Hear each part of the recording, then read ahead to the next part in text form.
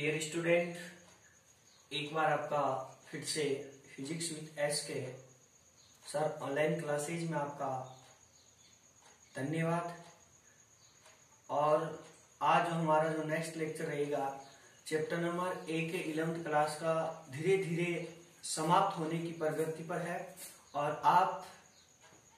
आपके यहाँ पे न्यूमेरिकल क्वेश्चन रहे और वो न्यूमेरिकल मैं अगले लेक्चर में न्यूमेरिकल करवाऊंगा। वैसे न्यूमेरिकल में हेडिंग कंप्लीट होते ही उसके आधार पर जो न्यूमेरिकल क्वेश्चन बनता है वैसे करवाता हूँ, लेकिन ऑनलाइन क्लासेज में मैं एक साथ न्यूमेरिकल करवाऊंगा क्योंकि हेडिंग इतने भी 10-15 मिनट में तो एक हेडिंग पूरी हो जाती है। ज्यादा देखो नेट वाली प्रॉब्लम उसके कारण मैं उसके साथ में नहीं करवाता हूँ, तो वो आपको घबराने की कोई बात नहीं है। लेकिन आज जो हमारे जो नेक्स्ट लेक्चर रहेगा वो नेक्स्ट लेक्चर आपके रहेगा कि सार्थक अंक सिग्निफिकेंट फिगर्स क्या होता है। कि सार्थक अंक ऐसे होते हैं कि जो किसी भौतिक राशि के मान होते हैं उनको शुद्ध रूप में बताते हैं। हम कभी कह देते हैं ना कि 2.23 लगभग ऐसे बोल देते हैं, उन लगभग की कोई आवश्यकता नहीं, उनको शुद्ध रूप में बताने के लिए किनका प्रयोग किया जाता है, सार्थक अंकों का प्रयोग किया जाता है। तो सार्थक जिसे कहते हैं कि ऐसे अंक जो किसी भौतिक राशि के मान शुद्ध रूप में बताते हैं उन अंकों को सार्थक अंक कहा जाता है। और सार्थक अंकों के जो नियम है अब देखते हैं कि सार्थक अंक आपने पढ़ लिया ना, सार्थक अंक क्या होता है। तो सार्थक अंक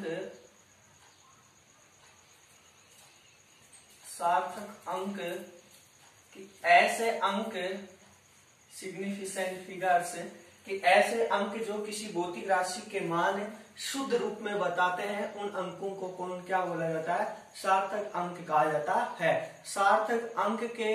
सार्थक अंकों को लिखने के जो नियम है वो अभी मैं नियम बताऊंगा आपको। क्या लिखूंगा सार्थक अंकों के कि सार्थक अंक ज्ञात करने के नियम वो कौन कौन से हैं। सार्थक अंक ज्ञात करने के नियम, सार्थक अंक ज्ञात करने के नियम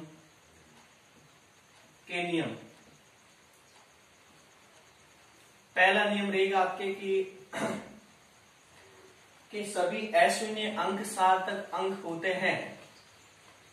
सभी कौन से अशून्य अंक आप लिख लेना, एक बार स्क्रीनशॉट ले लेना। जो आप बोर्ड पर लिख रहा हूं मैं, ये थ्योरेटिकल पार्ट है, न्यूमेरिकल पार्ट है। न्यूमेरिकल में तो आप देख समझा रहे। एक बार जो मैं लिखूंगा नियम उनका एक बार आप स्क्रीनशॉट ले लेना और आराम से कॉपी में बैठ के नोट्स बनाना। तो सभी अशून्य अंक सार्थक अंक होते हैं। सार्थक अंक होते हैं, सभी अशून्य अंक सार्थक अंक होते हैं। जैसे एग्जांपल में देखो कि क्या लिख सकता हूं कि मैंने मान लिया कोई x बराबर मेरे पास है 0.2547। ये कोई आपके पास संख्या है, इस संख्या से समझना कि 0.2547 ये आपकी कोई संख्या है। अब अशून्य है ना कि सभी अशून्य अंक सार्थक अंक होते हैं, तो इसमें सार्थक अंक की तरफ शून्य को छोड़ना, शून्य को साथ में नहीं लेना, क्योंकि सभी अशून्य मतलब कितने अंक 1 2 3 4 अर्थात इसमें सार्थक अंक कितने हो गए 4। इसी प्रकार एक उदाहरण और देखो, इसका एक उदाहरण और देखो आप कि मान लिया आपके पास 121212, ये क्या आपके साथ अशून्य संख्या है, मतलब अशून्य अंक है। तो इसमें कितनी सार्थक संख्या हो जाएगी 1 2 3 4, कितनी हो जाएगी 4। इसी प्रकार आपका नियम नंबर 2 है कि दो अशून्य अंकों के मध्य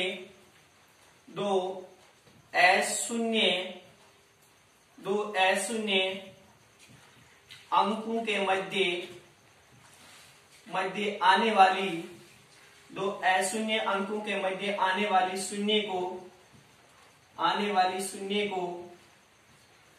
वाली शून्य को सार्थक अंक माना जाता है। सार्थक अंक माना जाता है किसको। अब क्या है, यह तो सिर्फ अशून्य था। अगर कि दो अशून्य अंकों के मध्य आने वाली शून्य को क्या माना जाता है, उसको सार्थक अंकों में गिना जाता है। एग्जाम्पल के तौर पर देखो, मैंने मान लिया मेरे पास कोई एक संख्या है, वो संख्या मान ली मैंने ये संख्या मान ली आज दिखाई दे रहा है ना।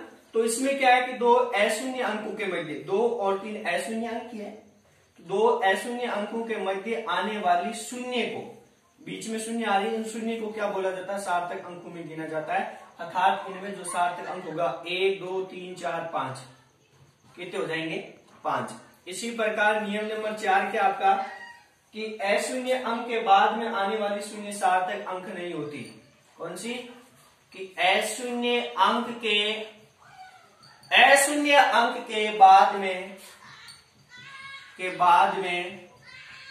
बाद में आने वाली शून्य, कि अशून्य अंक के बाद में आने वाली शून्य सार्थक अंक नहीं होती, सार्थक अंक नहीं होती है। आराम से पढ़ना, कोई ज्यादा डिफिकल्ट नहीं, एक बार देखने पर आपको थोड़ा सा अलग तरीके से लगेगा, लेकिन एक दो बार पढ़ने पर आप सब आसान हो जाते हैं। इस दुनिया में कोई भी चीज असंभव नहीं है, यदि आप इसे इम्पॉसिबल नहीं है, मतलब संभव है, इम्पॉसिबल असंभव नहीं है। यदि एक अच्छी तरीके से देखो, इम्पॉसिबल स्वयं को देखो, तो इम्पॉसिबल स्वयं क्या कहता है, आई एम पॉसिबल।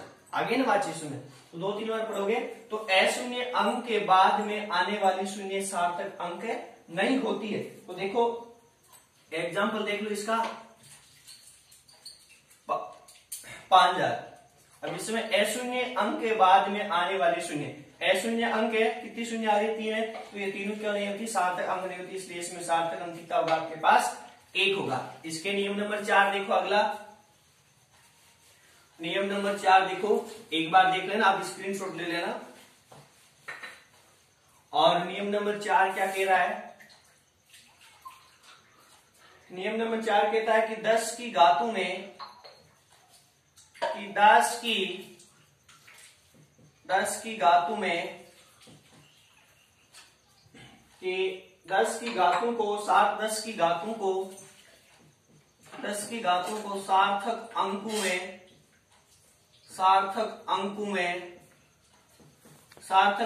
में नहीं गिना जाता है। 10 की घातों को सार्थक अंकों में नहीं गिना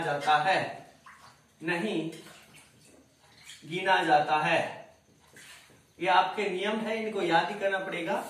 एग्जाम्पल देखते हैं हम, मान लिया 2.4 इंटू 10 की घात माइनस के 15। आगे बात सुन में, ये कोई आपके पास मान है, इस संख्या को देखो कि 10 की घातों को सार्थक अंकों में नहीं गिना जाता है। 10 की घात में आपके पास यही है, इसको सार्थक अंकों में नहीं गिना जाता। इसके अलावा कितने अंक बचेंगे, 1 और 2, तो इसमें सार्थक अंक कितने हो गए आपके पास, 2 हो गए। इसी प्रकार नियम नंबर 5 कौन सा आपके, कि दशमलव की स्थिति बदलने पर, दशमलव की स्थिति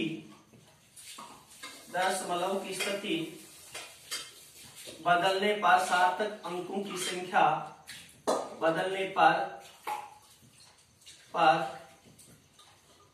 सार्थक अंकों की संख्या नहीं बदलती है,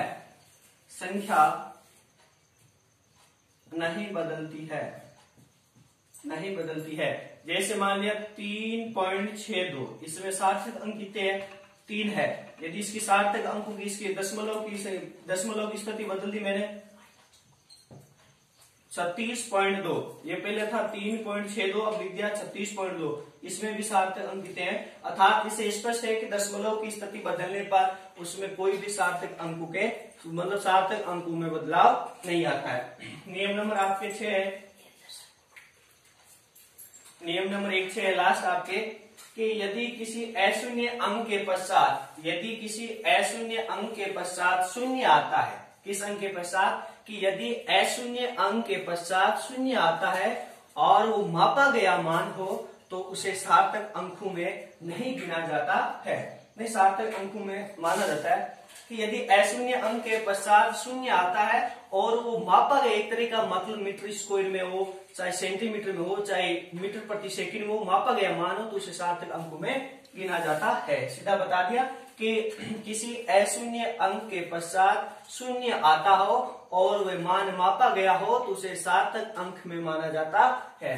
जैसे लगा लिया आप 2000 मीटर प्रति सेकेंड। अशून्य अंक है, उसके पश्चात शून्य आ रहे हैं, सही बात है, वो मापा गया मान है, उसे सार्थक अंक माना जाता है। 1 2 3 4 कितने अंक हो गए इसमें? 4 अंक हो गए। इसके पश्चात आप ये सार्थक अंकों के ज्ञात करने के नियम थे। अब ज्ञात करेंगे कि किस सार्थक अंकों को